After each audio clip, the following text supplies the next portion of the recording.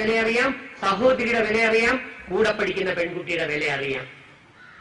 പക്ഷെ അതല്ലാതെ അമ്മയെ സ്നേഹിക്കാത്ത ഒരുത്തനാണ് നിന്റെ ബോയ് ഫ്രണ്ട് എങ്കിൽ നിന്നെ ഉപയോഗിച്ചതിന് ശേഷം അവൻ വേറെ പോയിരിക്കും. അതുപോലെ തന്നെ ഞാൻ ആൺകുട്ടികൾക്കും പറയുന്നു, പെൺകുട്ടികൾ എന്ന് പറയുന്ന വ്യക്തികൾ നിന്റെ ഫ്രണ്ട്സ് ഉണ്ടെങ്കിൽ, എന്റെ അമ്മയെ എനിക്ക് ഏറ്റവും കൂടുതൽ ഇഷ്ടം അച്ഛനെയാണ് സ്നേഹം, അങ്ങനെ മാതാപിതാക്കളെ മരിച്ച് സ്നേഹിക്കുന്ന ഒരു പെൺകുട്ടിയാണ് നിന്റെ ഫ്രണ്ടെങ്കിൽ ഞാൻ പറയും, ഉറപ്പായും അവൾ നിനക്ക് നന്മ മാത്രമേ ചെയ്യൂ, പഠനത്തിൽ ഉയരാൻ അവൾ സഹായിക്കും ആ ഫ്രണ്ട്. അല്ലാത്ത പെണ്ണിനെ നീ വിശ്വസിച്ചാൽ, നിങ്ങൾ ഒരു സെക്കൻഡ് ആലോചിച്ച് നോക്കിയേ, നിരന്തരം നീ ഇങ്ങനെ കള്ളത്തരം പറഞ്ഞ് ശീലിച്ച് ഒരു 5 വർഷം കഴിഞ്ഞ് നിന്റെ ആ കള്ളത്തരത്തിന്റെ ജീൻ ആക്ടിവേറ്റ് ചെയ്ത് കഴിഞ്ഞാൽ നിന്നെ കല്യാണം കഴിപ്പിച്ച് വിടുമ്പോ ഇല്ലാത്ത പൈസ കടം വാങ്ങിച്ച് ഈ പാവം അച്ഛനും അമ്മയും ഈ പെൺകുട്ടികളെ കല്യാണം കഴിപ്പിച്ച് വിടുമ്പോൾ അവിടെ ചെന്ന് ഭർത്താവിനോട് പറയുന്നതും പലപ്പോഴും കള്ളമായിരിക്കും. മക്കളെ, അറിയാതെ വായിൽ നിന്ന് വീഴുന്നതാണ്. കാരണം ഡോമിനേറ്റഡ് ആക്ടിവേറ്റഡ് ജീൻ കള്ളത്തരത്തിൻ്റെതാണ്. ബയോളജി സുവോളജി ടീച്ചറിനോട് കൂടുതൽ ചോദിക്കുക, അപ്പം മനസ്സിലാക്കാൻ പറ്റും. അപ്പൊ ധർമ്മം ചര മൂന്നാമത്തെ ഭാരത സംസ്കാരമാണ്, ഭാരതത്തിന്റെ സ്തംഭമാണ്. മാതൃദേവോ ഭവ, അമ്മ ദൈവത്തിന് തുല്യാണ്. അല്ലാതെ ദൈവം തമ്പുരാൻ ആ കായംകുളം ബസ് സ്റ്റാൻഡിൽ വന്ന് ബസ് ഇറങ്ങിയിട്ട് ഓട്ടോ പിടിച്ച് നിന്റെ വീട്ടിൽ വന്നിട്ട് എണീരെ പല്ല് തേക്ക് ഫിസിക്സ് പഠിക്കുക കെമിസ്ട്രി പഠിക്കുന്നതും ദൈവം പറയില്ല മക്കളെ. അതിനു പകരം ദൈവം നമുക്ക് തന്നിരിക്കുന്നതാണ് ബുദ്ധി. അതാണ് വിശുദ്ധ ഖുർആനിൽ 10-ാം സൂറത്ത് 100-ാം സൂക്തം. അതെങ്കിലും പോയി വായിക്കണം. 10-ൽ 100. ഞാൻ ബുദ്ധി നിനക്ക് തന്നിട്ടും ആ ബുദ്ധി വേണ്ട രീതിയിൽ ഉപയോഗിക്കാത്ത നിന്നെ ഞാൻ അശുദ്ധനാക്കുന്നു. നമ്മൾ അശുദ്ധരായാൽ പിന്നെ ഉണ്ടാകുന്ന മക്കളും അതുപോലെ ഇരിക്കും. ശ്രദ്ധിക്കണം, അകത്ത് വിശുദ്ധി ഉണ്ടാകണം. ഒരു പെൺകുട്ടിക്ക് വേണ്ടത് അകത്ത് വിശുദ്ധി. ഞാൻ ഉൾപ്പെടുന്ന ഈ ആൺവർഗത്തിന് 10 മിനിറ്റ് മാത്രം മതി മക്കളെ ബീജമെന്ന സ്പേം നിന്റെ ഗർഭപാത്രത്തിലേക്ക് അയക്കാൻ. പക്ഷേ ഏറ്റവും വിശുദ്ധമായ ഗർഭപാത്രവും ഏറ്റവും വിശുദ്ധമായ ശരീരവും അകം മുഴുവൻ നന്മ നിറഞ്ഞില്ല എങ്കിൽ നിനക്കൊരിക്കലും ഒരു മാതാവാകാൻ കഴിയില്ല. നല്ല മാതാവാകുന്ന പെൺകുട്ടിയിൽ മാത്രമേ സ്രഷ്ടാവ് ഏറ്റവും നല്ല മക്കളെ തരൂ. ഇല്ലെങ്കിൽ ആ മക്കളെ ഓർത്ത് നീ ദുരിതം വരും. എങ്ങനെയെന്ന് അറിയണ്ടേ? 20 വയസ്സിന്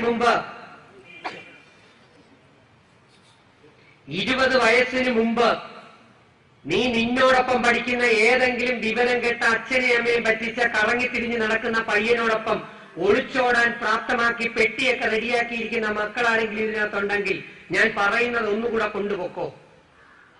ഒളിച്ചോടണ്ടെന്ന് ഞാൻ പറയില്ല, ശ്രദ്ധിക്കണം. നോ എന്ന് പറഞ്ഞാൽ നിങ്ങൾ അത് ചെയ്യും. അതുകൊണ്ടാണ് ഞങ്ങൾ ഈ മെത്തേഡ് ചെയ്യുന്നത്. നീ ഒന്ന് ശ്രദ്ധിച്ചോ, നീ ആരോടാ ഒളിച്ചോടുന്നത്?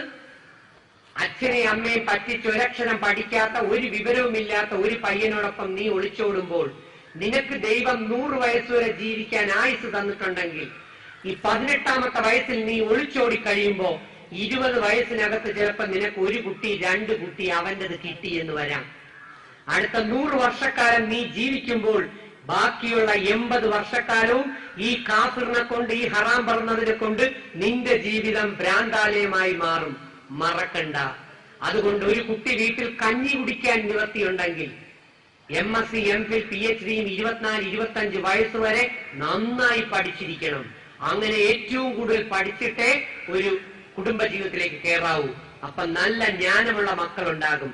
അപ്പൊ മാതൃദേവോ ഭവ, അമ്മ ദൈവത്തിന് തുല്യാണ്. 4 പിതൃദേവോ ഭവ, അച്ഛൻ ദൈവത്തിന് തുല്യനാണ്. ആ കഷ്ടപ്പെട്ട ഒരു കുടുംബം മുഴുവൻ ഉദ്ധരിക്കാൻ ശ്രമിക്കുന്ന പാവപ്പെട്ട അച്ഛനുണ്ടല്ലോ, നീ പറ്റിച്ചുകൊണ്ടിരിക്കുന്ന അച്ഛൻ, ഇന്ന് പോയി കെട്ടിപ്പിടിച്ച് അദ്ദേഹത്തിന്റെ കാലിൽ വീണ് മാപ്പ് ചോദിക്കണം. പൊറുക്കുന്നവനാണ് സ്രഷ്ടാവ്, പക്ഷെ നീ മാപ്പ് ചോദിക്കേണ്ടി വരും ആ വാപ്പയോട്. അപ്പൊ അച്ഛൻ ദൈവത്തിന് തുല്യനാണ്.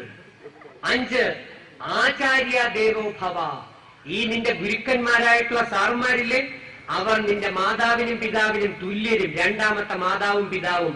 2 അവർ ദൈവത്തിന് തുല്യരാണ്. നിന്റെ ഏതെങ്കിലും അധ്യാപകന്റെയോ അധ്യാപികയുടെയോ ശാപം വാങ്ങിച്ചു പിടിക്കുകയും അവരെ അധിക്ഷേപിച്ചുകൊണ്ടും നിഷേധാത്മകമായി നീ ഓടുകയാണെങ്കിൽ നീ വിദ്യയിൽ എങ്ങും എത്തൂല മക്കളെ. ഉറപ്പാണ്. അധ്യാപകന്റെ ഗുരുവിന്റെ ആശീർവാദം അനുഗ്രഹം വാങ്ങിക്കണം. കാരണം ഗുരു. പക്ഷേ നമ്മുടെ ഗുരുവായ ശ്രീനാരായണ ഗുരുദേവന്റെ തല തന്നെ എറിഞ്ഞു പൊട്ടിക്കുന്ന സംസ്കാരമാണ് ഇന്ന് കേരളത്തിൽ നമ്മൾ കണ്ടുവരുന്നത്. നരകത്തിന്റെ അടിത്തട്ടിൽ പോലും ഇവന്മാർക്ക് സീറ്റ് ഉണ്ടാകില്ല. അപ്പോ ഗുരുക്കന്മാരെ ആദരിക്കാൻ പഠിക്കണം. അങ്ങനെ ഈ 5 സ്തംഭങ്ങൾ നിങ്ങൾ നിങ്ങളുടെ വീട്ടിലെ മക്കളെ പഠിപ്പിച്ചാൽ എല്ലാ വസ്തുക്കളും ഇരുന്നോട്ടെ, കൂടെ നിങ്ങൾ വിശ്വസിക്കുന്ന വേദഗ്രന്ഥങ്ങളും ഡെയിലി ശക്തമായി മക്കളെ വായിച്ചു പഠിപ്പിച്ചാൽ അവരുടെ ശരീരത്തിനെ നിയന്ത്രിക്കാൻ അവർക്ക് തന്നെ കഴിയും. അങ്ങനെ അവനവനെ നിയന്ത്രിക്കണം. അതാണ് ഭഗവത്ഗീത പറഞ്ഞത്, അവനവനെ വിജയിപ്പിക്കണം. ഒരു അധ്യാപകനായ ഗുരുവിന് 1/4 നോളജ് മാത്രമേ കുട്ടിക്ക് പഠിപ്പിച്ചു കൊടുക്കാൻ പറ്റൂ. അടുത്ത 1/4 നോളജ് ക്ലാസ്സുകളിൽ, സ്കൂളുകളിൽ, വിദ്യാലയങ്ങളിൽ നിന്ന് പഠിക്കണം. അടുത്ത കാൽഭാഗം ലൈബ്രറികളിൽ നിന്ന് പഠിക്കണം. അടുത്ത ആ കാൽഭാഗം ജീവിത അനുഭവങ്ങളിലൂടെ പഠിക്കണം. അങ്ങനെ ഒരുത്തൻ സമ്പൂർണ്ണാകൂ. എന്നാൽ സത്യം പ്രത്യക്ഷമായി അനുഭവിച്ചറിഞ്ഞ ഒരു ഗുരുവിൽ നിന്നൊന്ന് കിട്ടിയാൽ പിന്നെ അറിയാനായി ഒന്നുമില്ല എന്ന് മറക്കണ്ട മക്കളെ. ഞങ്ങൾ ഇന്നലെ വരെ അറിഞ്ഞ കാര്യങ്ങളാണ് നിങ്ങളോട് ഷെയർ ചെയ്യുന്നത്. വേണമെങ്കിൽ എടുക്കാം, വേണ്ടെങ്കിൽ ഇവിടെ തന്നെ കളഞ്ഞിട്ട് പോകാം. അപ്പോ ആ ആത്മജ്ഞാനം വളർത്താൻ ഒന്ന് പരിശ്രമിക്കണം. മാനസിക അച്ചടക്കവും ശാരീരിക അച്ചടക്കവും ആത്മീയ നോളജുമുള്ള ഒരു വ്യക്തിക്ക് മാത്രമേ നല്ല അടക്കവും ഒതുക്കമുള്ള മക്കളെ കിട്ടൂ.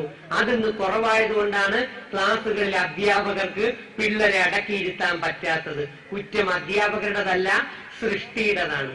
അതാണ് പ്രശ്നം. അപ്പം ഓർക്കണം, വരുന്ന ഒരു തലമുറയെങ്കിലും നല്ലതാകണമെങ്കിൽ എന്റെ പെൺമക്കൾ ഏറെ സുന്ദരികളാകണം. മുഖത്തല്ല, പ്രവൃത്തിയിൽ.